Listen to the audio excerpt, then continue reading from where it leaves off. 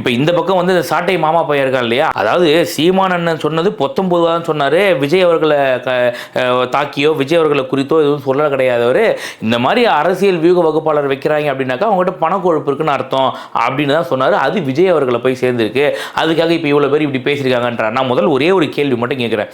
அதாவது 2021 திமுக இதே பிரசாந்த் கிஷோரை வைக்கும் போதே இவங்க 2 பேரும் சீமானும் அவன் சாட்டை மாமா பயலோ வாயை கொண்டு போய் எங்கே வச்சிருந்தானுங்க. அப்போ ஏன் இந்த கருத்தை சொல்லலை? இப்போ நீங்கள் 2021 அவ்வளோ அமைதியாக இருந்துட்டு இந்த டைமில் வந்து கரெக்டாக விஜய் அவர்களும் பிரசாந்த் கிஷோரும் மீட் பண்ணும்போது மட்டும் அப்படி விமர்சனம் பண்ணுறேன்னா அப்போ நீ வந்து விஜய் அவர்களை விமர்சிக்கிறேன்னு சொல்லவா இல்லை 19 வச்சுன்னு எடுத்துக்குவா? அதுவும் பார்த்தோன்னா சீமான் அவர்கள் ரொம்ப கிண்டல் கேலியாக சொன்னதை நம்ம பார்த்தோம். நம்ம ஏன்னா நம்ம கண்ணு நொல்ல கிடையாது இல்லையா, அதை வந்து அப்படியே சாட்டை மாமா பையன் மாத்திரம் இதை வந்து மீடியா பீப்புள் தான் வந்து அப்படியே திரிச்சிட்டாங்க, இதை வேற மாதிரி போட்டாங்க, வேற மாதிரி போர்ட்ரேட் பண்ணிட்டாங்க. அப்போ என்ன எங்க கண்ணு நொல்லையா?